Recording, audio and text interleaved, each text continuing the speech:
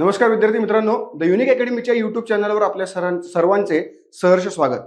मित्रांनो, 5 जानेवारी 2025 ला होणाऱ्या कंबाईंड पूर्व परीक्षेसाठी आपण संभाव्य प्रश्नांची मालिका पाहतोय. यामध्ये आपल्याला आज भूगोल या विषयाबाबतचं संभाव्य प्रश्न हे पाहायचे आहेत. साधारणतः भूगोल या विषयाला पूर्व परीक्षेला 10 प्रश्न येतात आणि 10 प्रश्नांसाठी आपल्याला 15 टॉपिक हे अत्यंत महत्त्वाचे असतात. आपण ज्यावेळेला PYQ अनालिसिस करतो त्यावेळेला आपल्याला या गोष्टी समजून येतात. मग मित्रांनो, आपण त्याच टॉपिकला या ठिकाणी घेण्याचा प्रयत्न केलेला आहे आणि साधारणतः 2 ते 3 टॉपिक वरती आपण 20 संभाव्य प्रश्न हे एका आपल्या पिरियडमध्ये घेणार आहोत, जेणेकरून तुम्हाला साधारणतः संपूर्ण भूगोलवरती 200च्या आसपास संभाव्य प्रश्न मिळणार आहेत. आणि या 200 प्रश्नांमधनं पेपरला किती येणार आहेत मित्रांनो? तर केवळ 10 येणार आहेत, हे लक्षात घ्या. आणि त्याच्यामुळे नक्कीच या 200 मधनं जर 10 येणार असेल तर आपल्याला अनेक प्रश्न रिलेटेड आणि अनेक प्रश्न रिपीटेड हे पाहायला मिळतील. त्यामुळं या संधीचा पुरेपूर फायदा घ्या आणि शेवटपर्यंत व्हिडिओ बघा. मित्रांनो, भूगोलमध्ये आपण ज्या टॉपिकला पाहणार आहोत तो आपला पहिला टॉपिक असणार आहे अवकाश, वातावरण, त्याचप्रमाणे काय तर हवामान. लक्षात घ्या मित्रांनो, जगाचा भूगोल, जगाचा प्राकृतिक भूगोल जो आपल्यासाठी सगळ्यात महत्वाचा आहे, ज्याच्यामध्ये 2 ते 3 मार्क आपल्याला पेपरला असू शकतात. या जगाच्या भूगोलमध्ये आपल्याकडे असणारे हे महत्वाचे 3 टॉपिक, या 3 टॉपिकवरचे आपल्याला 20 संभाव्य प्रश्न याच्यामध्ये पाहायचे आहेत. तर सुरुवात करूया पहिल्या प्रश्नापासून. लक्षात घ्या, पहिला प्रश्न काय आहे तर ग्रहमालेमध्ये खालीलपैकी कशाचा समावेश होतो? अ दिलेला आहे सूर्य, ब दिलेला आहे ग्रह, क दिलेला आहे उपग्रह, ड दिलेला आहे बटुग्रह आणि ई दिलेला आहे लघुग्रह. मित्रांनो लक्षात घ्या, या प्रकारचे प्रश्न ज्या वेळेला आपण ऍक्च्युअल आयोगाच्या पेपरला सोडवतो, ऍक्च्युअल त्या ठिकाणी सोडवतो, त्यावेळेला आपल्याकडं वेळेची प्रचंड मर्यादा असती, आपल्या मनामध्ये दडपण असतं, आपल्याला थोडीशी भीती वाटत असते. मग यामुळे मित्रांनो काय होतं, अशा प्रकारचे प्रश्न ज्या वेळेला येतात त्यावेळेला आपल्याला चुकीने म्हणा किंवा घाई झाल्यामुळे म्हणा कळत नाही की अ ब क हे नेमके पर्याय आहेत का अ ब क याच्या आधारावरती काही पर्याय आहेत हे आपल्याला लवकर कळत नाही. आणि त्यामुळे घाई गडबडीत काय होतं आपल्याकडनं की अ ब क हे वाचलं आणि लगेच आपल्याला असं वाटलं की अरे हे सगळं बरोबर आहे ना, की आपण त्याप्रमाणे उत्तर लिहून टाकतो. आणि मग आपल्या लक्षात येतं की अरे खाली तर मेन पर्याय दिलेले आहेत ते आपण बघितलेच नाहीत. जनरली हे होतं, अनेक मुलांच्या बाबतीत हे घडतं आणि त्याच्यामुळे आपण स्वतः अनुभव घेण्याच्या ऐवजी इतरांच्या अनुभवातनं आपण शहाणं होणं आवश्यक असतं. यासाठी या गोष्टी मित्रांनो आता लक्षात घ्या. आपल्याकडे आपण जर बघितलं तर या ठिकाणी महत्वाचा शब्द दिलेला आहे ग्रहमाला. आता 2 शब्द महत्वाचे असतात, एक असतं सूर्यमाला आणि दुसरं असतं ग्रहमाला. ज्या वेळेला आपण सूर्यमाला असा उच्चार करतो त्यावेळेला आपल्याला हे 5ही पर्याय बरोबर येतात, बरोबर आहे. कारण सूर्यमाला, आता सूर्यमालेमध्ये सूर्य तर असणारच आहे, त्याच्यामुळे सूर्यमालेमध्ये सूर्य आहेच आहे, पण ग्रहमालेमध्ये मात्र सूर्य असणार नाही, हे लक्षात घ्या. ग्रहमालेमध्ये काय काय असणार आहे तर ग्रहमालेमध्ये मित्रांनो आपल्याला पाहायला मिळणार ग्रह, उपग्रह, बटुग्रह, लघुग्रह. यामुळे जर आपण बघितलं तर या ठिकाणी उत्तर आपल्याला पाहायला मिळणार पर्याय क्रमांक 3 ब, क, ड आणि ई. त्यामुळे लक्षात घ्या उत्तर आहे पर्याय क्रमांक 3. आणि आता याचं स्पष्टीकरण काय तर मी तुम्हाला मगाशीच म्हणल्याप्रमाणे ग्रहमालेमध्ये जे काही खगोल आहेत ते सर्वचे सर्व खगोल प्रत्यक्ष आणि अप्रत्यक्षपणे सूर्याभोवती फिरतात. त्यामुळे लक्षात घ्या, सूर्याभोवती प्रत्यक्ष आणि अप्रत्यक्ष फिरणाऱ्या खगोलांना आपण किंवा खगोलांचा ग्रहमालेमध्ये समावेश होतो. या ग्रहमालेमध्ये काय काय पाहायला मिळतं आपल्याला तर ग्रह, उपग्रह, लघुग्रह, बटुग्रह, त्याचप्रमाणे धूमकेतू. लक्षात घ्या, हे जे ग्रह आहेत हे स्वतःभोवती फिरता फिरता सूर्याभोवती फिरतात. हे जे उपग्रह असतात, हे उपग्रह ज्या ग्रहाचे असतात ते उपग्रह स्वतःभोवती फिरता फिरता प्रत्यक्षपणे त्या ग्रहाभोवती फिरतात आणि त्या ग्रहाभोवती फिरता फिरता ते अप्रत्यक्षपणे कोणाभोवती फिरतात तर ते फिरत असतात सूर्याभोवती, हे लक्षात घ्या. त्याच्यामुळे उपग्रह, त्यानंतर लघुग्रह हा एक पट्टा आहे आणि हा पट्टा डायरेक्टली सूर्याच्या भोवती फिरत असतो. तो कुठल्याही प्रकारे अप्रत्यक्ष नाही तर प्रत्यक्षपणे सूर्याभोवती फिरतो. बटुग्रह म्हणजे आपल्याला माहितीच आहे, नेपच्यूनच्या पलीकडे असणारे अनेक लहान लहान आकारांचे खगोल ज्यांना स्वतंत्र सूर्याभोवती फिरण्याची कक्षा नसते, ज्यांना स्वतंत्र सूर्याभोवती फिरण्याची कक्षा नसते, ते इतरांची कक्षा छेदण्याचं काम करतात. त्या खगोलांना आपण काय म्हणतो बटुग्रह. सो बेसिक कन्सेप्ट काय आहे की नेपच्यूनच्या पलीकडे असणारे खगोल आहेत आणि त्यांना सूर्याभोवती फिरण्यासाठी विशिष्ट कक्षा नाही. याला आपण नाव दिलेले बटुग्रह आणि त्यानंतरचा येतो तो म्हणजे धूमकेतू. हा धूमकेतू डायरेक्ट सूर्याभोवती फिरतो आणि तो असा आहे की एकदा दिसला की परत तो कधी दिसेल याची शाश्वती नाही. तरी देखील आपल्याकडच्या भूगर्भशास्त्रज्ञांनी म्हणा किंवा जे काही वरचे शास्त्रज्ञ असतील त्यांनी जो अभ्यास केला त्या लोकांनी अभ्यास केल्याप्रमाणे सांगितलं की बाबा रे हाले नावाचा एक धूमकेतू आहे की जो धूमकेतू दर 76 वर्षांनी आपल्याला पाहायला मिळतो. सो या पद्धतीने ग्रह, उपग्रह, लघुग्रह, बटुग्रह आणि धूमकेतू मिळून काय तयार होते तर ग्रहमाला तयार होते.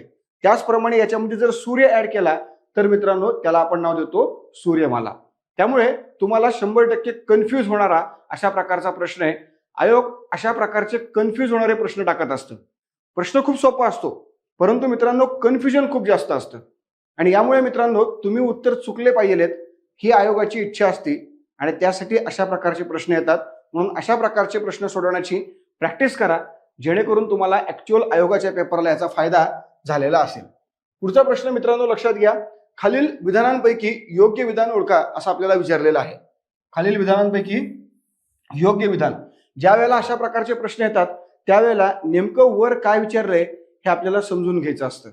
त्याच्यामुळे योग्य आहे का अयोग्य आहे हे जे काय असेल ना त्याला टिकमार्क करा, त्याला गोल करा जेणेकरून त्याच्यावरती आपलं कॉन्सन्ट्रेशन जास्त राहतं आणि त्यातनं उत्तर लवकर सुटतं. बघा यामध्ये दिलेलं आहे लघुग्रह सूर्याभोवती प्रत्यक्षपणे फिरतात आणि उपग्रह सूर्याभोवती अप्रत्यक्षपणे फिरतात. बरोबर आहे. आता लघुग्रह हा एक पट्टा आहे आणि हा पट्टा मंगळ आणि गुरु याच्या दरम्यान आपल्याला पाहायला मिळतो. लहान लहान आकारांच्या खगोलांचा पट्टा जो मंगळ आणि गुरु यांच्या भोवती पाहायला मिळतो त्याला आपण म्हणतो लघुग्रह. हा लघुग्रह जो आहे तो सूर्याभोवती काय असतो मित्रांनो प्रत्यक्षपणे फिरत असतो. पण उपग्रह जो आहे मित्रांनो तो विशिष्ट ग्रहांचा उपग्रह असतो.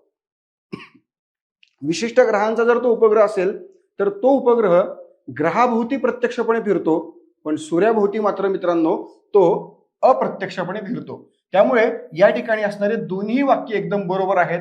म्हणजेच उत्तर काय असणार आहे पर्याय क्रमांक 2 अ ब दोन्हीही योग्य. ओके. त्यामुळे उत्तर दिलेले आहे पर्याय क्रमांक 3. ओके. पर्याय क्रमांक 3 या ठिकाणी बघा पर्याय क्रमांक 3 अ ब दोन्हीही योग्य. आता पुढे लक्षात घ्या मित्रांनो स्पष्टीकरण काय आहे तर मंगळ आणि गुरु या दरम्यान लहान मोठ्या खगोलांच्या पट्ट्यास लघुग्रह म्हणतात. लघुग्रहाचा पट्टा सूर्याभोवती प्रत्यक्षपणे आणि ग्रहाच्या भोवती प्रत्यक्षपणे फिरणारे लहान लहान आकाराचे खगोल म्हणजे उपग्रह असून ते सूर्याभोवती कसे फिरतात अप्रत्यक्षपणे फिरतात. त्यामुळे लघुग्रह सूर्याभोवती प्रत्यक्षपणे आणि उपग्रह सूर्याभोवती अप्रत्यक्षपणे फिरतात हे आपल्याला या ठिकाणी समजून घेणं गरजेचं आहे.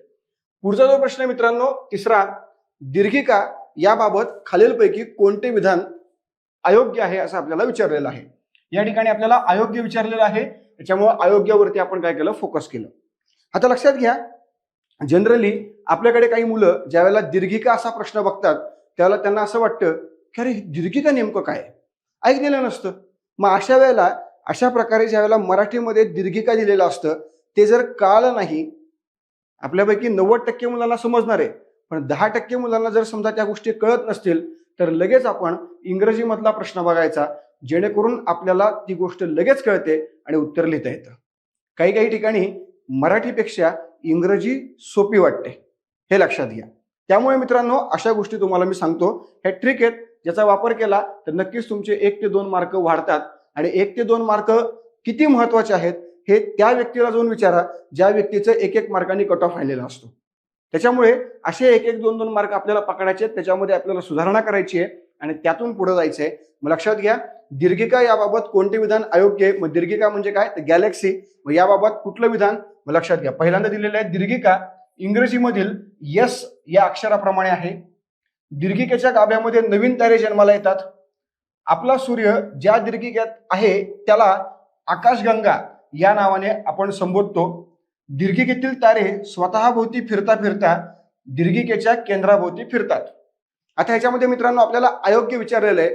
जर आपल्याला अयोग्य विचारलेलं असेल तर लक्षात घ्या याच्यामध्ये उत्तर काय लिहायचं आपल्याला की बाबा रे फक्त ब जे आहे हे आपल्याकडचं अयोग्य विधान आहे म्हणजेच पर्याय क्रमांक 4. हे आपल्याकडचं काय आहे मित्रांनो, बरोबर उत्तर आहे. विधान ब जे आहे ते अयोग्य आहे. कारण नवीन तारे हे कुठल्याही प्रकारे दीर्घिकेच्या गाभ्यात तयार होण्याऐवजी ते दीर्घिकेच्या बाहूमध्ये तयार होतात. बाहूमध्ये म्हणजेच काय, तर बाहूमध्ये म्हणजेच त्याच्या टोकाला तयार होत असतात. गाभ्यामध्ये आपल्याला सर्व प्रकारचे वृद्ध तारे पाहायला मिळतात. त्याच्यामुळे नीट लक्षात घ्या, या ठिकाणी उत्तर आहे पर्याय क्रमांक 4. आणि एक्सप्लेनेशन काय मित्रांनो, तर बघा, असंख्य ताऱ्यांचे एकत्रीकरण दीर्घिकेमध्ये असते. दीर्घिकेमध्ये काय असतात मित्रांनो, तारे असतात. त्याच्यामुळे असंख्य ताऱ्यांचं एकत्रीकरण हे दीर्घिकेमध्ये पाहायला मिळतं. दीर्घिका इंग्रजीमधल्या यस अक्षराप्रमाणेच असते, त्यामुळे ते बरोबर आहे. दीर्घिका या मध्यभागी फुगीर असतात आणि त्यामध्ये आपल्याला काय पाहायला मिळतात, वृद्ध तारे. आपल्याकडे वाक्य काय आहे की दीर्घिकेच्या मध्यभागी नवीन तारे जन्माला येतात. हे शक्य नाहीये, त्यामुळे लक्षात घ्या, मध्यभागी ती फुगीर असून त्या ठिकाणी वृद्ध तारे असतात आणि त्याच्या बाहूंमध्ये आपल्याला नवीन तारे पाहायला मिळतात, जे नवीन तारे या ठिकाणी जन्माला येतात. दीर्घिकेतील तारे प्रत्यक्षपणे स्वतःभोवती आणि अप्रत्यक्षपणे त्या दीर्घिकेच्या केंद्राभोवती फिरत असतात, हे यामध्ये आपल्याला पाहायला मिळतं. सो या पद्धतीने आपल्याला ही संपूर्ण दीर्घिका, ज्याला आपण काय म्हणतो, गॅलेक्सी म्हणतो, आणि आपला सूर्यतारा ज्या दीर्घिकेचा भाग आहे त्याला आपण आकाशगंगा किंवा दूधगंगा आकाशगंगा असं नाव दिलेलं आहे, किंवा इंग्लिशमध्ये त्याला आपण काय नाव दिलेलं आहे, the milky way. Okay, so लक्षात घ्या, याचं नाव काय आपल्या आकाशगंगेचं, दूधगंगा आकाशगंगा. ओके, किंवा याला आपण इंग्लिशमध्ये काय म्हणू शकतो, द मिल्की वेज. सो या पद्धतीने ही नावं आपल्याला आपल्या आकाशगंगेची किंवा गॅलेक्सीची पाहायला मिळतात. सो यानुसार आपल्याकडचा हा प्रश्न, आता पुढचा बघूया आपण प्रश्न. जो पुढचा प्रश्न आहे तो मित्रांनो, योग्य जोड्या लावा. आपल्या आयोगाच्या प्रश्नपत्रिकांमधला सगळ्यात सोपा आणि ह्याची उत्तरं मोस्ट ऑफ द मुलांना येतात अशा प्रकारचा हा प्रश्न कोणता आहे, तर जोड्या लावा.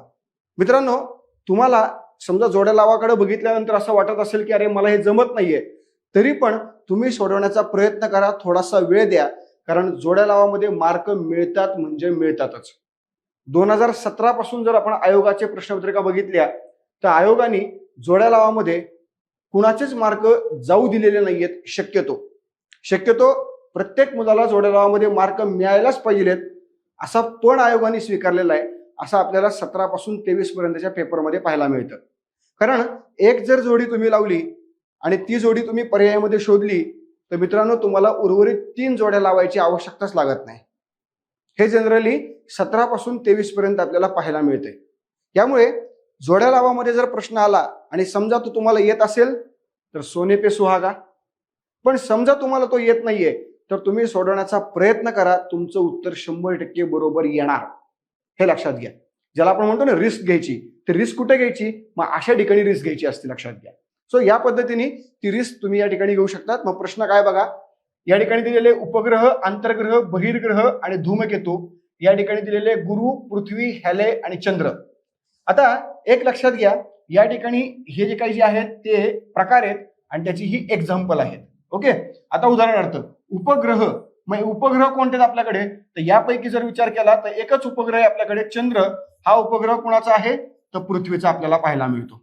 ओके, आंतरग्रह. आता आंतरग्रह म्हणजे काय मित्रांनो, तर लक्षात घ्या, मी तुम्हाला सांगितल्याप्रमाणे जो लघुग्रहांचा पट्टा आहे, लघुग्रहांचा पट्टा, हा जो लघुग्रहांचा पट्टा आहे मित्रांनो, त्या लघुग्रहांच्या पट्ट्यामध्ये आत असणारे हे आंतरग्रह, ओके, आणि पलीकडे असणारे हे काय आहेत, तर बहिर्ग्रह. बरोबर आहे, हे लक्षात घ्या. म्हणजे लघुग्रहाच्या पट्ट्याच्या अलीकडचे आंतरग्रह आहेत आणि त्याच्या पलीकडचे जे आहेत ते बहिर्ग्रह आहेत. मग याच्यामध्ये कोणकोणते ग्रह आहेत, याच्यामध्ये आपल्याला पाहायला मिळतं बुध, याच्यामध्ये पाहायला मिळतो आपल्याला शुक्र, पृथ्वी, त्यानंतर मंगळ. बरोबर आहे. आणि पलीकडे जर आपण आलो तर आपल्याला पाहायला मिळतो गुरु, त्यानंतर शनी, त्यानंतर युरेनस, त्यानंतर नेपच्यून. सो या पद्धतीने मित्रांनो, इकडे 4 आणि इकडे 4, मग आंतरग्रह एकूण 4 आहेत आणि बहिर्ग्रह एकूण 4 आहेत. मग आता इथं आपल्याला विचारलेले आंतरग्रह, मग आंतरग्रहामध्ये पृथ्वी आहे, इकडं पृथ्वी आहे, याचा अर्थ हे बरोबर आहे. बहिर्ग्रहामध्ये गुरु, शनी, युरेनस, नेपच्यून यामध्ये गुरु आहे आणि त्यामुळं हे बरोबर. आणि धूमकेतू आपल्याला प्रत्येकालाच माहिती आहे, हॅलेचा धूमकेतू जो आपल्याला आपल्या ग्रहमालेमध्ये पाहायला मिळतो.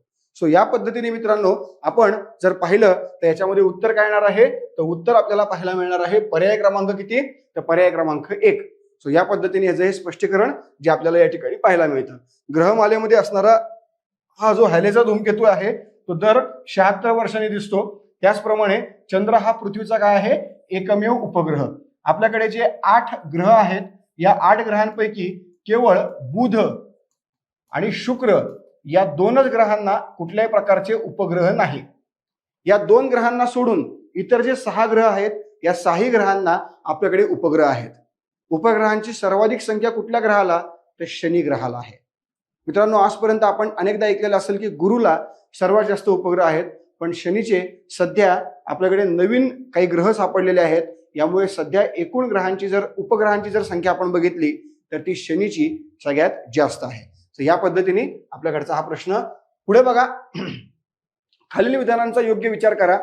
सूर्यापासून मोठ्या प्रमाणामध्ये ऊर्जा निर्माण होते. सूर्यामध्ये केंद्रकीय सम्मिलन ही क्रिया होते. आता आपल्याला प्रत्येकालाच माहिती की सूर्य हा एक ऊर्जेचा स्रोत आहे. मग सूर्य हा ऊर्जेचा स्रोत आहे ना, तर मग या सूर्यातनं ऊर्जा का निर्माण होते, करा स्पष्टीकरण. मग त्याचं उत्तर आपल्याला खाली दिलेलं आहे की सूर्यामध्ये काय होतं, केंद्रकीय सम्मिलन नावाची प्रक्रिया होते. या केंद्रकीय सम्मिलन नावाच्या प्रक्रियेमुळे प्रचंड ऊर्जा तयार होते. यामुळे आपण असं म्हणू शकतो या ठिकाणी की बाबा रे, विधान अ आणि विधान ब दोन्हीही बरोबर आहेत. विधान अ विधान ब दोन्ही बरोबर आहेत. पण आपण जर बघितलं तर सूर्यामध्ये मोठ्या प्रमाणात ऊर्जा निर्माण होते, कारण सूर्यामध्ये केंद्रकीय सम्मिलन ही प्रक्रिया घडते. म्हणजेच काय, तर विधान अ विधान ब दोन्ही योग्य आणि विधान अ हे ब चा काय आहे, तर ब चा परिणाम आहे. म्हणजे अ हे का घडते, कारण ब घडते. त्याच्यामुळे अ का घडते, कारण अ म्हणजे ऊर्जा एवढी का तयार होतीये, कारण केंद्रकीय सम्मिलन घडते. यामुळे म्हणजेच उत्तर काय असणार आहे, उत्तर असणार आहे पर्याय क्रमांक 1. हे आपल्याला या ठिकाणी पाहायला मिळतं. मग आता लक्षात घ्यायचं एक्सप्लेनेशन कसं, तर आपल्याला माहिती आहे की आपला हा जो सूर्य आहे हा सूर्य वायूपासून तयार झालेला आहे. यामध्ये आपल्याला 2 प्रकारचे वायू पाहायला मिळतात. एक आहे हायड्रोजन आणि दुसरा आहे हेलियम. आता जो हायड्रोजन आहे आणि हेलियम आहे यामध्ये हायड्रोजनचे जे प्रमाण आहे हे साधारणतः आपल्याला जास्त पाहायला मिळतं. म्हणजे किती, तर साधारणतः हे आपल्याला 74% पाहायला मिळतं. किंवा आपण असं म्हणूया, 74 म्हणण्यापेक्षा आपण असं म्हणूया या ठिकाणी साधारण बरं ठीक आहे, हे आपल्याला प्रमाण साधारणपणे 73 पॉईंट समथिंग आहे. 73% बघूया. आणि हेलियम जे आहे, हेलियम आपल्याला जवळपास 24% पाहायला मिळतं. आणि उरलेले जे काही 1-1.5% आहे त्यामध्ये इतर वायू आपल्याला पाहायला मिळतात. आता लक्षात घ्या, हायड्रोजन आणि हेलियम. मग सूर्यामध्ये काय होतं, सूर्यामध्ये आपल्याला पाहायला मिळतं एक प्रक्रिया ज्याला नाव दिलेले केंद्रकीय किंवा केंद्रकीय म्हणूया आपण, केंद्रकीय सम्मेलन. ओके, यालाच आपण म्हणूया न्यूक्लिअर फ्युजन. ओके, लक्षात घ्या मित्रांनो, हायड्रोजनचे 2 अणू एकत्र येतात आणि त्या 2 अणूंपासून आपल्याकडे तयार होतं हेलियम.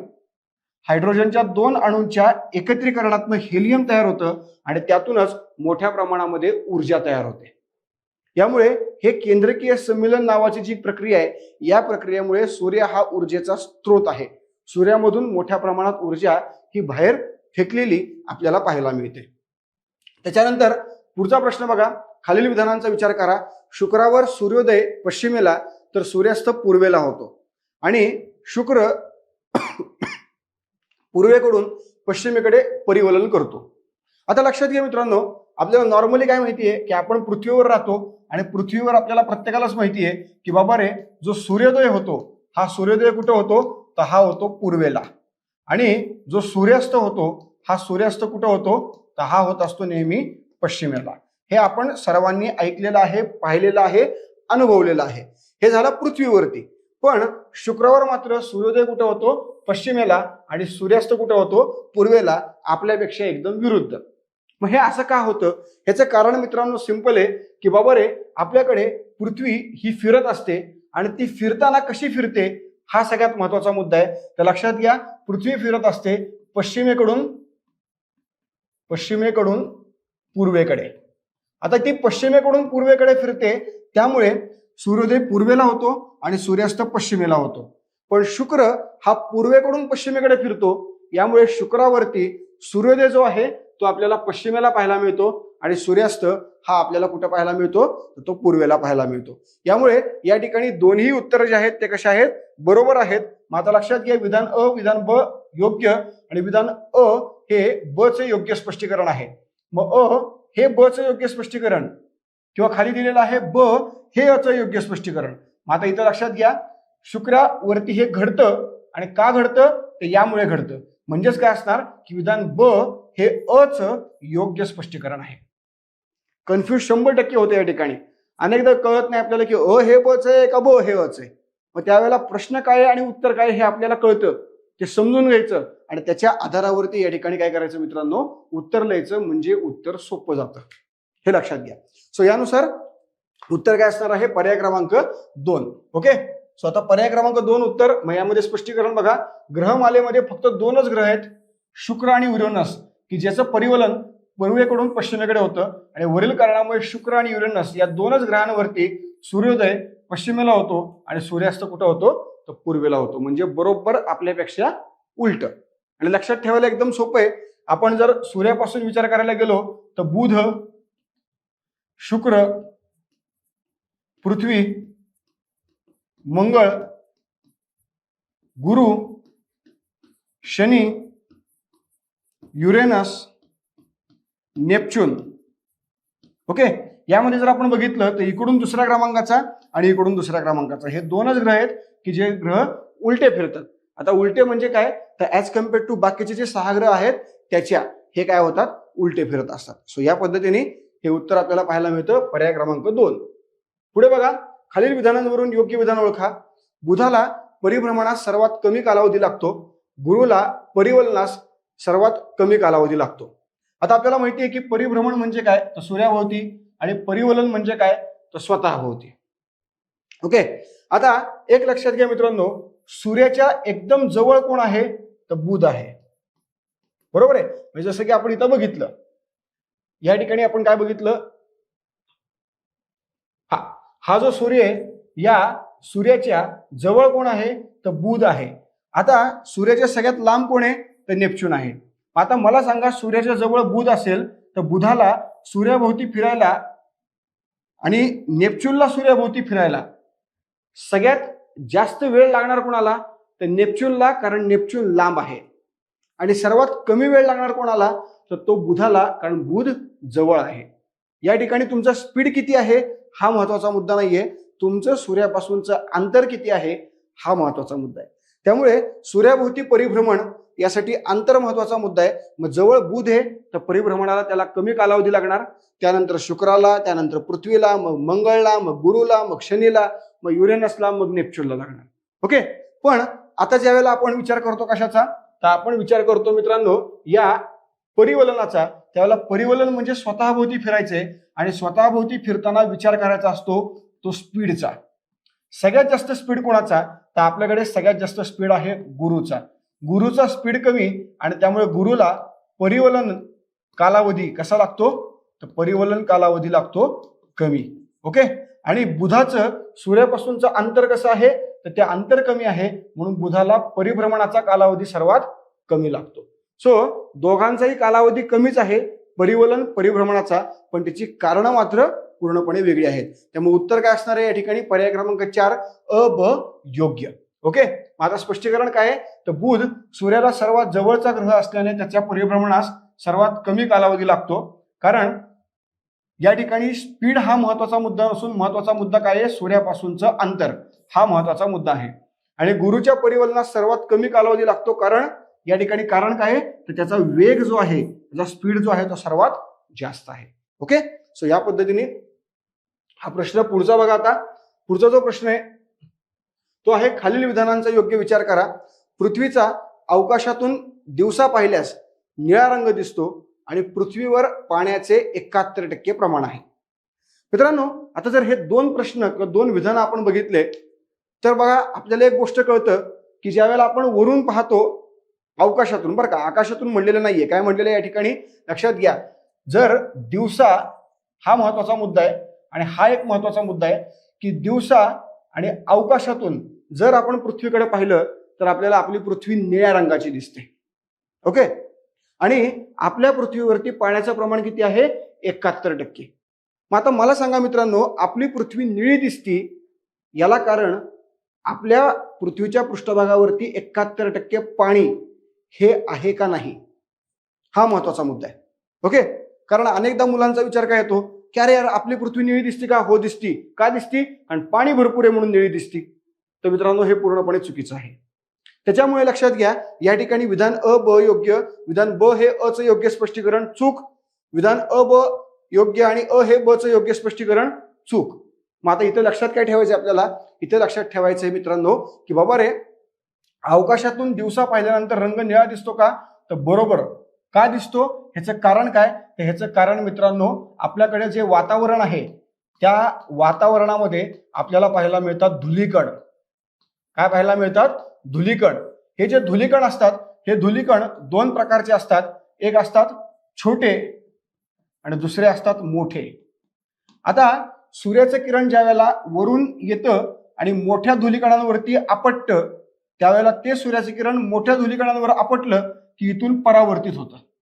म्हणजे मोठ्या धुलीकणांवरती सूर्याचं किरण आपटलं, आदळलं की कुठल्याही प्रकारे ते पृथ्वीच्या पृष्ठभागावर येत नाही, ते परत रिटर्न बॅक टू पवेलियन करतं. हे लक्षात घ्या. ते कुठल्याही प्रकारे परत येत नाही किंवा आपल्याकडे येत नाही. पण ज्या वेळेला सूर्याचं किरण हे छोट्या धुलीकणांवरती पडतं त्यावेळेला काय होतं?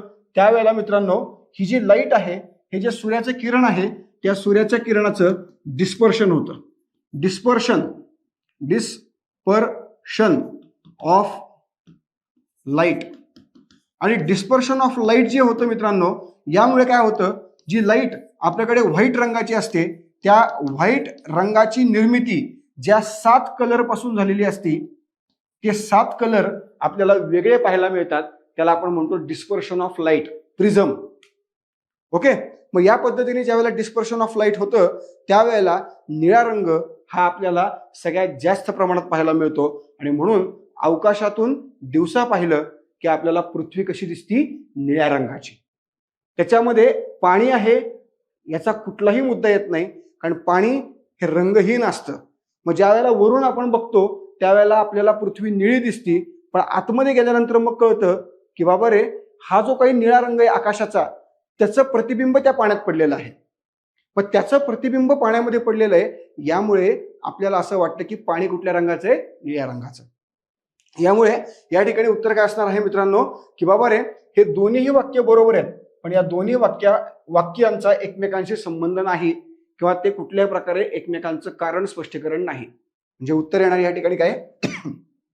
पर्याय क्रमांक 4 विधान अ ब दोन्हीही योग्य. बस एवढंच.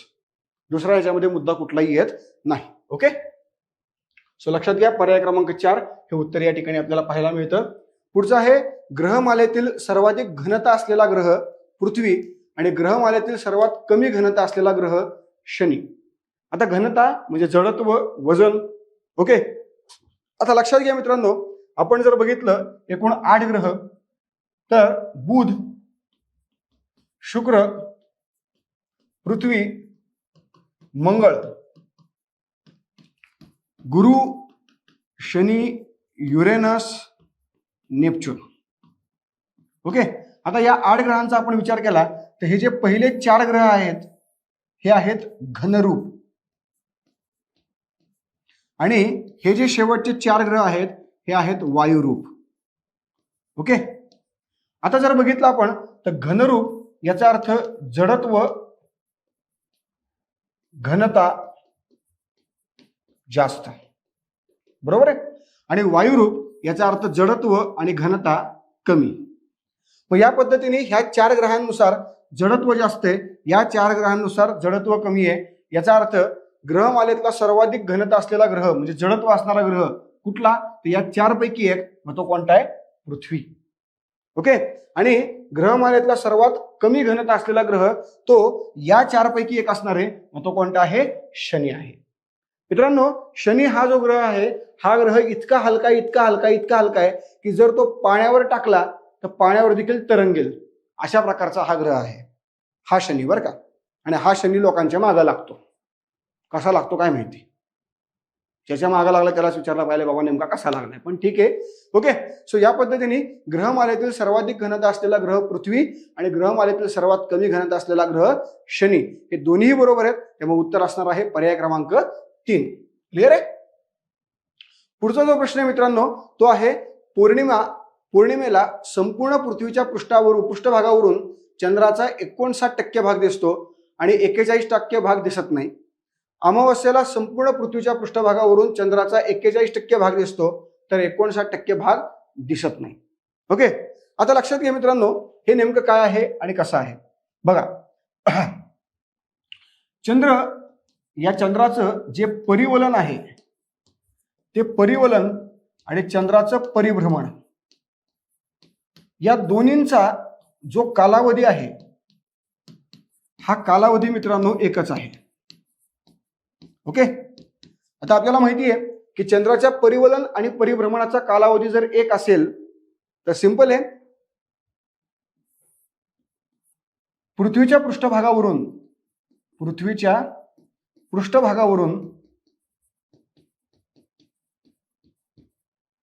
चंद्राची एकच बाजू दिसणार. का बरं? ह्याचं कारण काय? तर ह्याचं कारण एकच आहे मित्रांनो की बाबा रे चंद्राचा परिवलन आणि परिभ्रमण कालावधी कसा आहे? एक आहे. जर परिवलन आणि परिभ्रमण कालावधी एक असेल तर तुम्ही पृथ्वीच्या पृष्ठभागावरून कधीही बघा तुम्हाला चंद्राचा फक्त एकच भाग दिसणार आहे. मग आपल्याला माहिती की पौर्णिमेला आपल्याला चंद्र दिसतो म्हणजेच काय तर चंद्राचा फक्त एकच भाग दिसतो. ओके, एक भाग दिसतच नाही आणि अमावस्येला आपल्याला चंद्र दिसत नाही म्हणजे तो चंद्र झाकलेला असतो. मग आता लक्षात घ्या मित्रांनो पृथ्वीच्या पृष्ठभागावरून 24/7 वर्षाचे 365 दिवस फक्त एकच भाग दिसत असेल तर सिंपल आहे पौर्णिमेला दिसणारा जो भाग आहे तो 59% आहे आणि अमावस्येला न दिसणारा भाग आहे तो सुद्धा किती असणार आहे? 59% असणार आहे. हे लक्षात घ्या. 41% भाग आपल्याला कधीच दिसत नाही, कुठल्याच प्रकारे दिसत नाही, ना तो पौर्णिमेला ना तो अमावस्येला कुठल्याच प्रकारे दिसत नाही. म्हणूनच लक्षात घ्या मित्रांनो जो दिसणारा 59% भाग आहे तो आहे उत्तर ध्रुव चंद्राचा आणि जो न दिसणारा 41% भाग आहे तो आहे चंद्राचा दक्षिण ध्रुव. आणि हा चंद्राचा जो दक्षिण ध्रुव आहे मित्रांनो तो दक्षिण ध्रुव पृथ्वीच्या पृष्ठभागावरून कधीच दिसत नाही.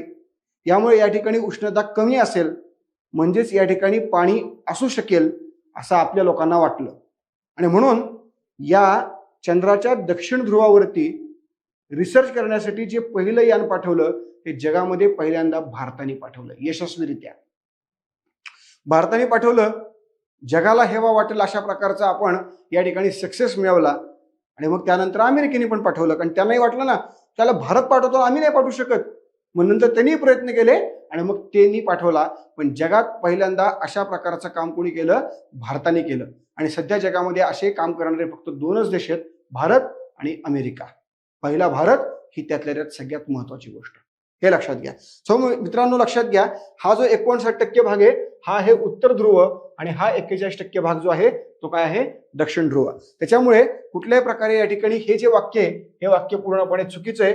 म्हणजेच या ठिकाणी उत्तर असणार आहे पर्याय क्रमांक 1 फक्त अ हे काय असणार आहे या ठिकाणी योग्य. ओके, सो याप्रमाणे मित्रांनो लक्षात घ्या.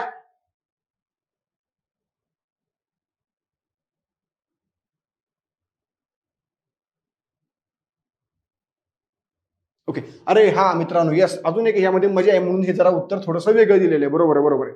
लक्षात घ्या मित्रांनो या ठिकाणी उत्तर आपण काय दिलेलं आहे? उत्तर दिलेले पर्याय क्रमांक 4.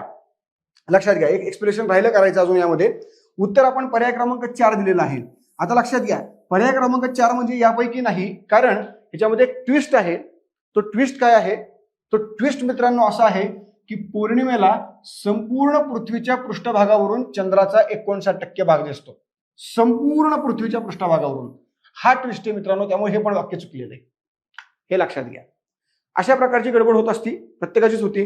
फक्त लक्षात घ्या आपल्याला उत्तराप्रमाणे हे चेंज करायचं असतं. आता बघा संपूर्ण पृथ्वीच्या पृष्ठभागावरून आपल्याला पौर्णिमेला चंद्राचा भाग दिसतो का 59%? तर नाही, एकाच ठिकाणी दिसणार आहे. म्हणजे जो अर्धा पृथ्वीचा भाग आहे त्याच ठिकाणी पौर्णिमा असणार आहे, अर्ध्या पृथ्वीच्या पृष्ठभागावरती नसणार आहे. हे लक्षात घ्या. त्याच्यामुळे मित्रांनो ही संकल्पना जी आहे ती संकल्पना या ठिकाणी काय सांगते की पर्याय क्रमांक 4 हे या ठिकाणी उत्तर आपल्याला पाहायला मिळतं. ओके, त्यानंतर बघा सर्वात कमी कालावधीसाठी दिसणारं ग्रहण खालीलपैकी कोणतं.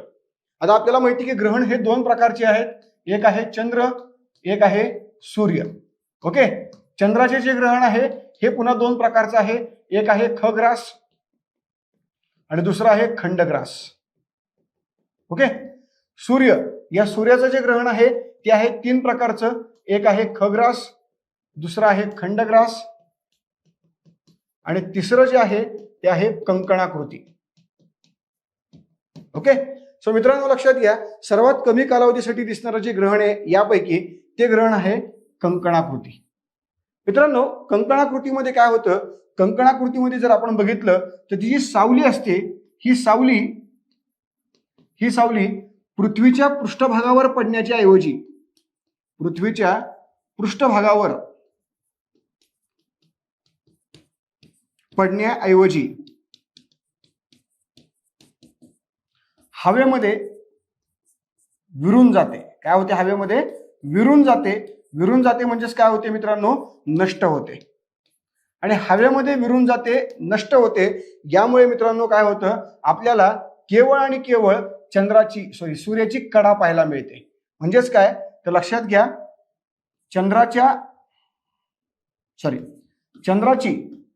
चंद्राची सावली पृथ्वीच्या पृष्ठभागावर पडण्याऐवजी हवेमध्ये विरून जाते, नष्ट होते. यामुळे घडतं असं की बाबा रे या ठिकाणी सूर्य आहे, या ठिकाणी चंद्र आहे, या ठिकाणी पृथ्वी आहे. मग या वेळेला मध्ये चंद्र आल्यामुळे काय होतं,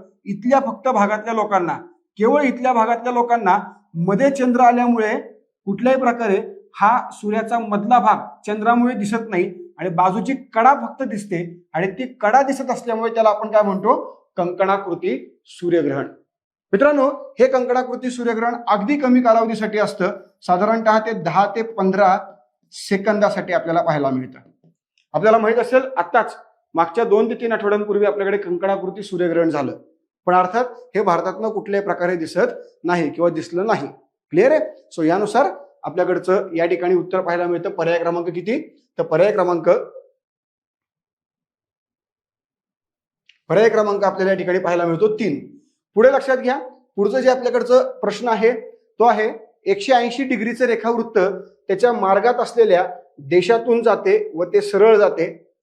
आंतरराष्ट्रीय वाररेषा कोणत्याही प्रकारे देशातून म्हणजेच हॅबिटॅट एरियामधनं जात नाही व ती झिगझॅग स्वरूपाची असते.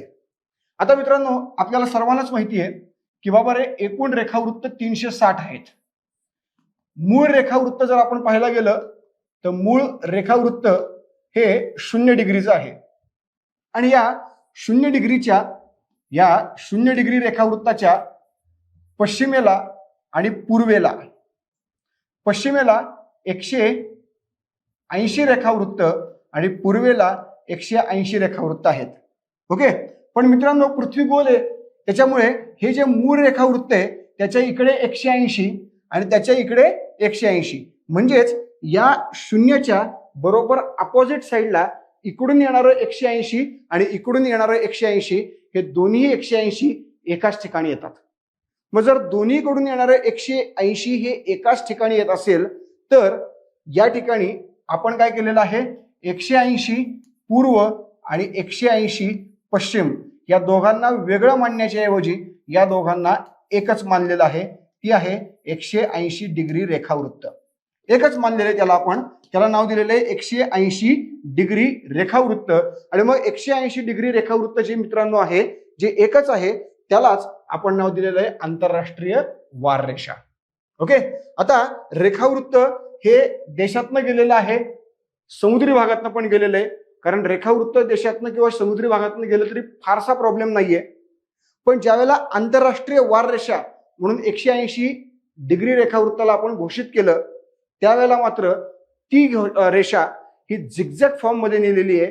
कारण मित्रांनो आंतरराष्ट्रीय वाररेषेमध्ये भरपूर सारे बदल होतात, 24 तासांचा फरक पडतो. मग हा फरक तिथल्या स्थानिक लोकांना कुठल्याही प्रकारे जाणवू नये यासाठी जो जमिनीचा भाग आहे त्याला वगळलं आणि केवळ समुद्री भागातनं ती लाईन नेली आणि त्यामुळे ती लाईन आपल्याला झिगझॅग फॉर्म मध्ये पाहायला मिळते.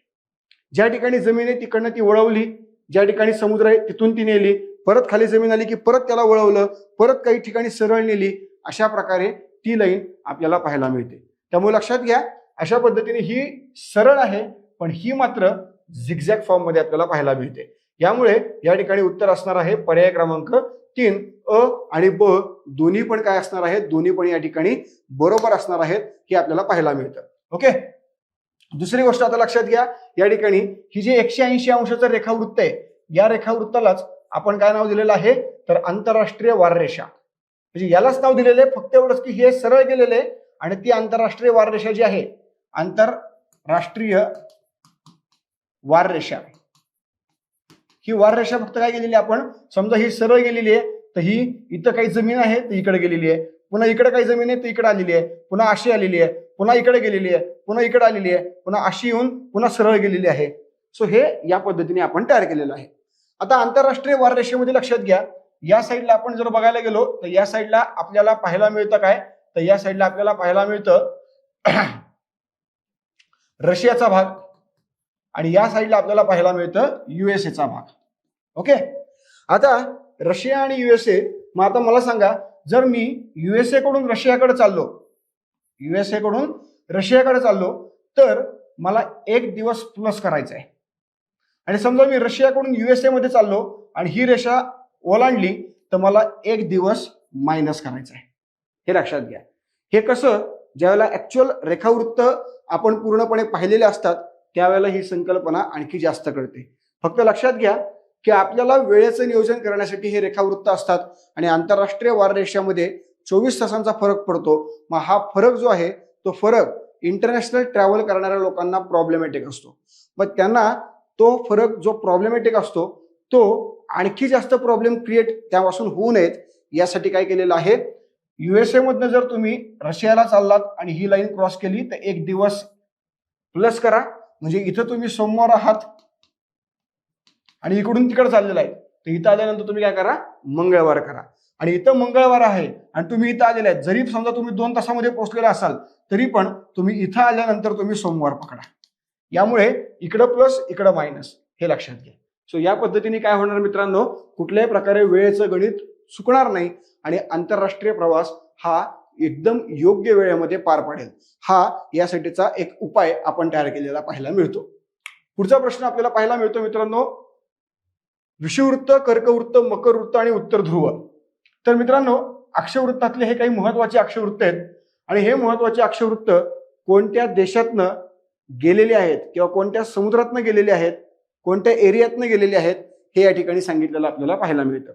सो लक्षात घ्या, विषुववृत्त, कर्कवृत्त, मकरवृत्त. तर लक्षात घ्या, विषुववृत्त हे बरोबर पृथ्वीच्या मध्यातून गेलेलं आहे आणि पृथ्वीच्या मध्यातून जर गेलेलं असेल तर बांगलादेश, ऑस्ट्रेलिया, इंडोनेशिया, आर्टिक महासागर यापैकी बरोबर पृथ्वीच्या मधोमध कोण आहे, तर सिंपल आहे, हे तर नाहीये, ऑस्ट्रेलिया पण नाहीये आणि बांगलादेश पण नाहीये. त्यामुळे लक्षात घ्या, उत्तर काय आहे, इंडोनेशिया. So विषुववृत्त Indonesia. आता कर्कवृत्त हे भारतातून गेलेले आहे, आपल्याला माहिती प्रत्येकालाच.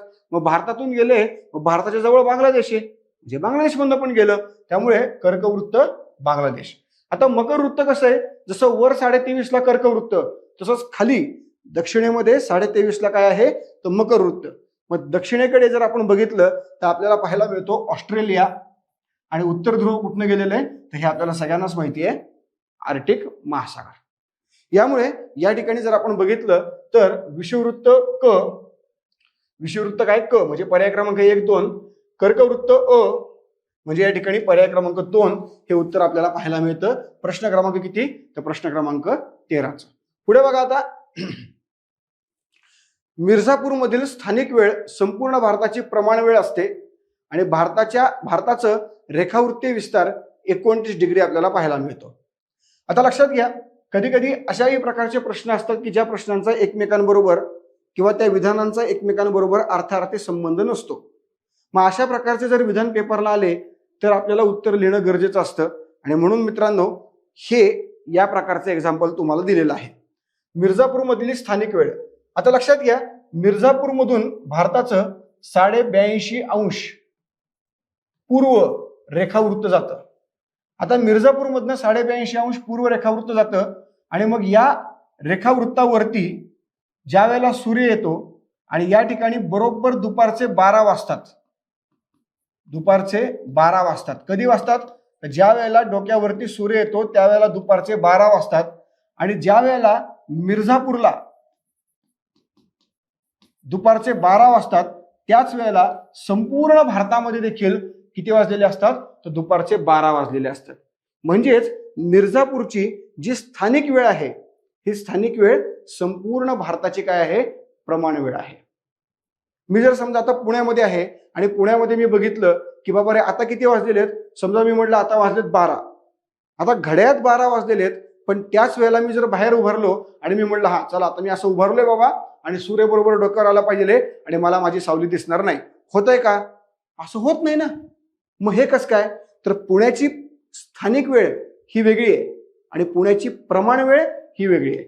मग आपल्या अख्ख्या भारत देशाची प्रमाण वेळ ही आपण कुठून मानतो? तर आपल्या अख्ख्या भारत देशाची प्रमाण वेळ ही आपण मिर्झापूरवरून ठरवतो. मिर्झापूरला 12 वाजले की अख्ख्या भारतामध्ये 12 वाजले, हे आपल्याला लक्षात घेणं आवश्यक आहे आणि त्याप्रमाणे हा अभ्यास या ठिकाणी करणं गरजेचं आहे.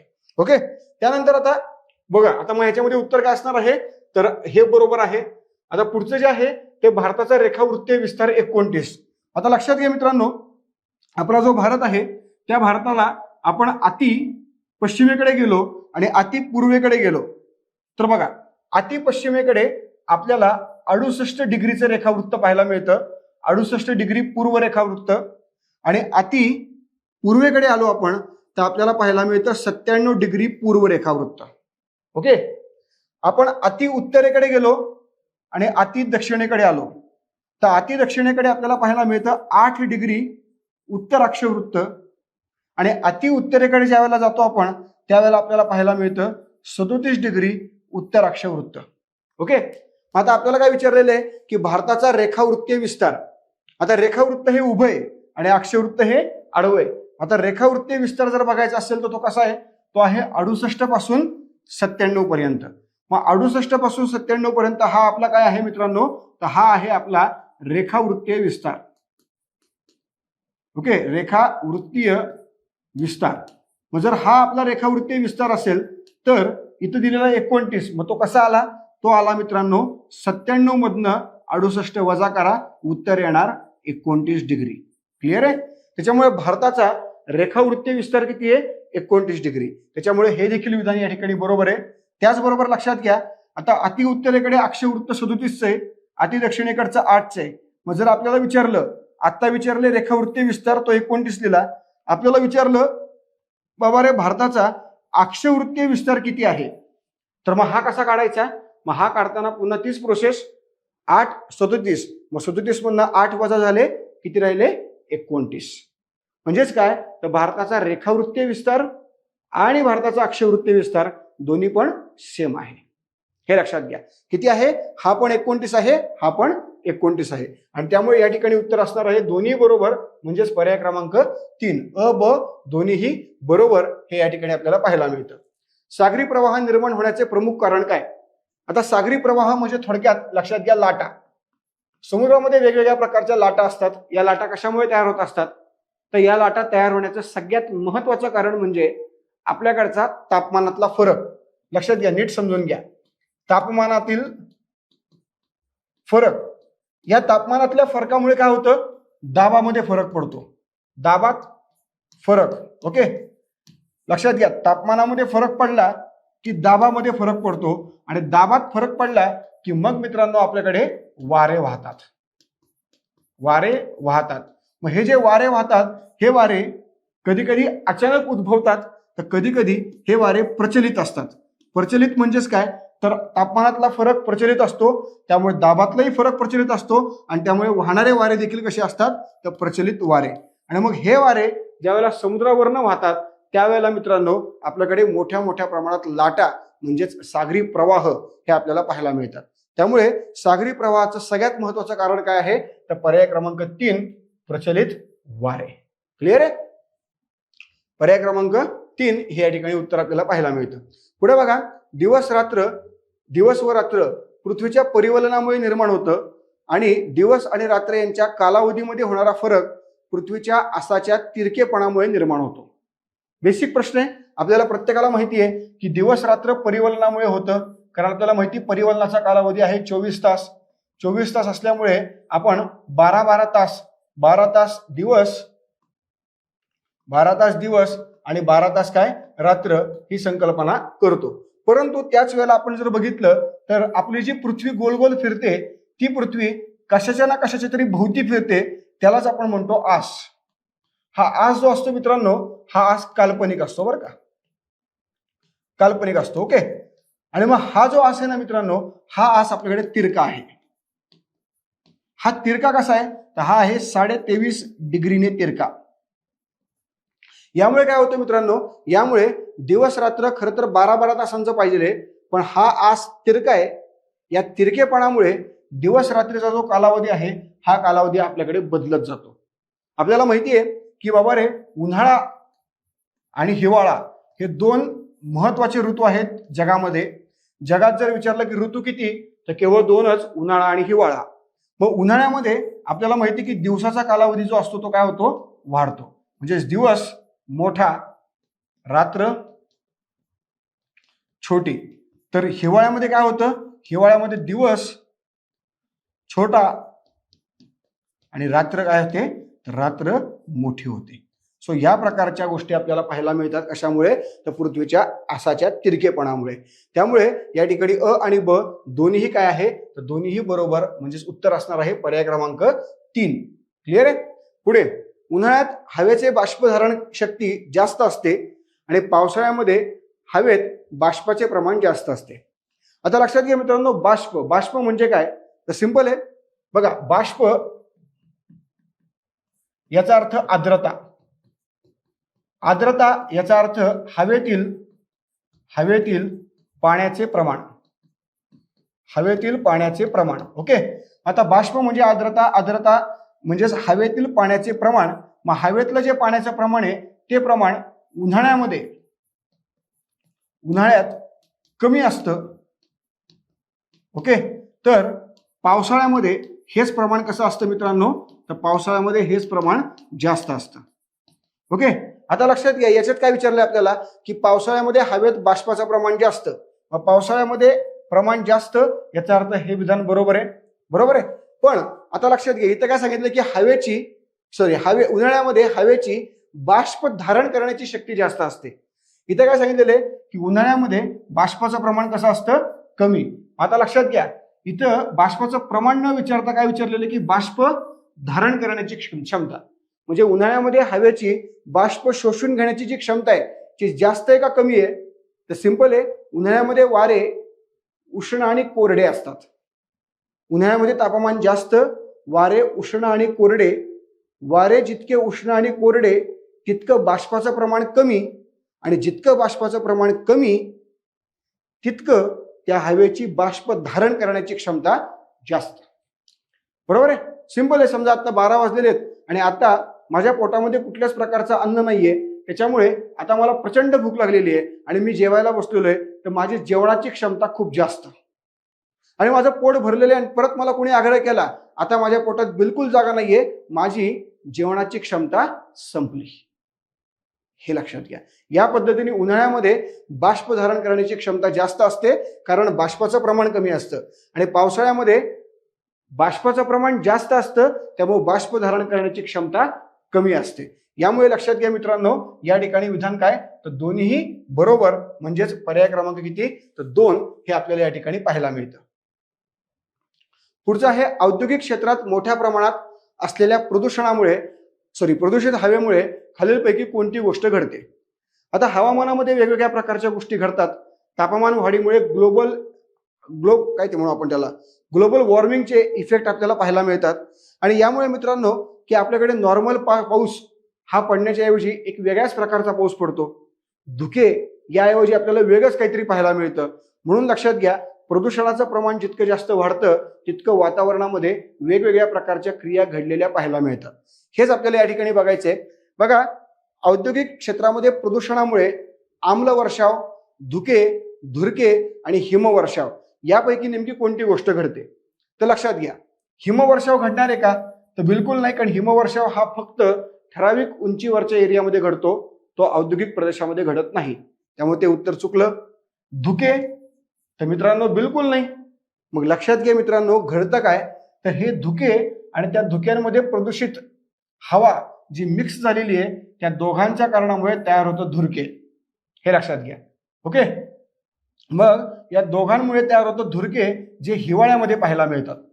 अशा प्रकारच्या औद्योगिक क्षेत्रामध्ये मोठ्या प्रमाणात होणाऱ्या प्रदूषणामुळे हिवाळ्यामध्ये पहाटे आपल्याला धुरके पाहायला मिळतात आणि पावसाळ्यामध्ये अशाच औद्योगिक क्षेत्रामध्ये आपल्याला पाहायला मिळतं काय, तर आम्ल वर्षाव.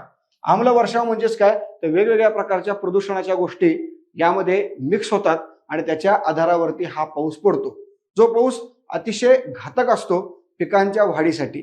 त्यामुळे मित्रांनो लक्षात घ्या, औद्योगिक क्षेत्रातल्या प्रदूषणामुळे अशा प्रकारचे साईड इफेक्ट हे आपल्याला वातावरणामध्ये पाहायला मिळतात. आम्ल वर्षाव, धुरके या प्रकारचे. मग उत्तर काय असणार आहे, अ आणि क. मग अ आणि क कुठे आहे, तर पर्याय क्रमांक 2. त्यामुळे उत्तर असणार आहे या ठिकाणी पर्याय क्रमांक 2. त्यानंतर प्रश्न क्रमांक 19, विषुववृत्तावर तापमान जास्त असते तर कमी दाबाचे पट्टे असतात. कर्कवृत्त आणि मकरवृत्त यावरती तापमान कमी तर जास्त दाबाचे पट्टे असतात. आता आपल्याला माहिती मित्रांनो, आपण ज्यावेळेला संपूर्ण भूगोल घेतो किंवा पृथ्वी घेतो त्यावेळेला या ठिकाणी विषुववृत्त, या ठिकाणी कर्कवृत्त, या ठिकाणी आर्टिक वृत्त, मकर वृत्त, अंटार्क्टिक वृत्त, दक्षिण ध्रुव, उत्तर ध्रुव. आता आपल्याला माहिती इथं तापमान कसं आहे, तर इथं तापमान जास्त आहे, तापमान जास्त त्यामुळे दाबाचा पट्टा कसा, कमी. पण तेच उत्तर आणि दक्षिण म्हणजेच कर्कवृत्त, मकरवृत्त या ठिकाणी तापमान कमी, दाबाचा पट्टा जास्त. मग या पद्धतीने लक्षात घ्या मित्रांनो, आपल्याकडे या ठिकाणी कमी दाबाचा पट्टा, या ठिकाणी जास्त, या ठिकाणी जास्त, या ठिकाणी कमी, या ठिकाणी कमी, या ठिकाणी पुन्हा जास्त. म्हणजेच एकूण आपल्याकडे दाबाचे जे पट्टे असतात, दाबाचे पट्टे किती आहेत, 7. या 7 पैकी मित्रांनो जे जास्त दाबाचे पट्टे आहेत, हे जास्त दाबाचे पट्टे किती आहेत, 1, 2, 3 आणि 4. तर कमी दाबाचे पट्टे किती आहेत मित्रांनो, तर ते आहेत 3. कमी दाबाचे पट्टे विषुववृत्तावरती, त्याचप्रमाणे आर्टिक आणि अंटार्क्टिक वृत्तावर पाहायला मिळतात. तर जास्त दाबाचे पट्टे हे आपल्याला पाहायला मिळतात कुठं, तर कर्कवृत्त, मकरवृत्त, त्याचप्रमाणे उत्तर ध्रुव आणि दक्षिण ध्रुव. लक्षात घ्या, विषुववृत्तावर तापमान जास्त असतं आणि तापमान जास्त म्हणजे दाब कमी, त्यामुळे हे विधान बरोबर. कर्कवृत्त, मकरवृत्त या ठिकाणी तापमान कमी कुणापेक्षा, ऍज कम्पेअर्ड टू विषुववृत्त या ठिकाणी तापमान कमी, तापमान कमी त्यामुळे दाब जास्त. त्यामुळे हे दोन्ही विधान काय असणार या ठिकाणी बरोबर असणार, म्हणजेच उत्तर असणार आहे पर्याय क्रमांक 3, अ ब दोन्ही बरोबर. पुढे बघा, हवामानानुसार विचार करता खालीलपैकी कोणत्या हवामानाचे क्षेत्र हे सर्वात जास्त आहे.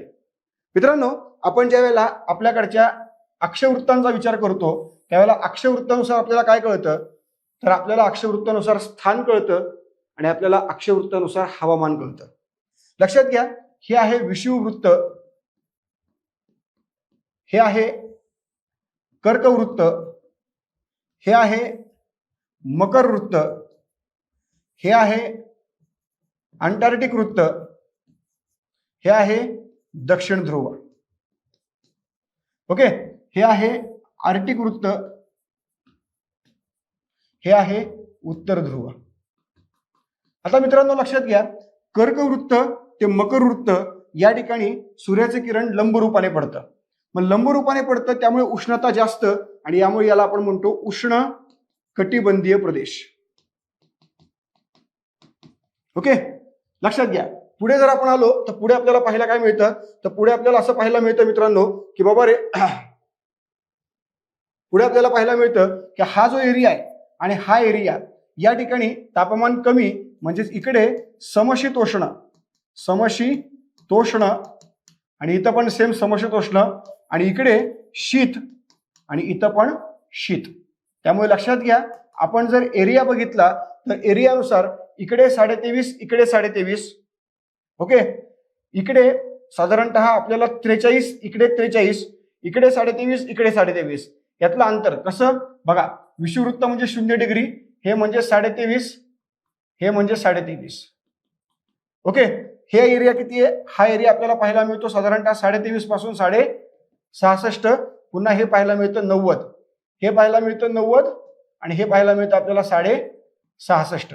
आता लक्षात घ्या 90 मधनं 66.5 गेले 23.5 23.5.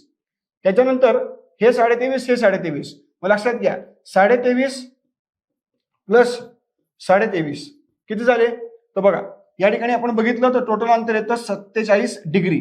म्हणजेच 40, 46 आणि 1 47 डिग्री. म्हणजेच मित्रांनो हा एरिया त्याचप्रमाणे हा एरिया किती आहे? 47 डिग्री. पण आता लक्षात घ्या या ठिकाणी 23.5 आहे, या ठिकाणी 23.5 आहे. म्हणजे सॉरी या ठिकाणी 23.5 या ठिकाणी 66.5. 66 मधनं 23.5 वजा करा किती होतात बघा. आता यात जर नीट बघितलं आपण तर 30 म्हणजे 30 झाले वरचे, बरोबर नाही? 30 पासून 30 60 पर्यंत 30 झाले, इकडचे 6 आणि इकडचे 7 म्हणजे किती झाले टोटल? 30 36 36 नंतर किती झाले? 7 7 किती झाले? 43. म्हणजे लक्षात घ्या इथं 43 डिग्री म्हणजे हा 43 डिग्रीचा एरिया आणि हा देखील 43 डिग्रीचा एरिया. मग 43 प्लस 43 इज इक्वल टू किती झाले मित्रांनो? तर 80 इज इक्वल टू पुढे किती? 86. मग आपल्याकडे सर्वात मोठा एरिया कोणत्या हवामानाचा आहे? तर मित्रांनो सर्वात मोठा एरिया आपल्याला पाहायला मिळतो समशीतोष्ण कटिबंधातला. किती? तो एरिया आपल्याला पाहायला मिळतो 86 डिग्री संपूर्ण पृथ्वीवरती. पण तेच जर आपण बघितलं शीतकटिबंधीय हे मिळून आपल्याला 47 डिग्री पाहायला मिळतं आणि उष्णकटिबंधीय हे मिळून आपल्याला 47 डिग्री पाहायला मिळतं.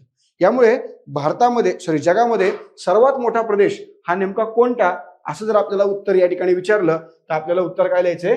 तर समशीतोष्ण कटिबंधीय. म्हणजेच उत्तर काय लिहायचंय? पर्याय क्रमांक 2 फक्त ब. क्लिअर आहे? त्याच्यानंतर मित्रांनो लक्षात घ्या पुढचा जो प्रश्न आहे तो प्रश्न आपल्याला याच्यामध्ये पाहायचा आहे.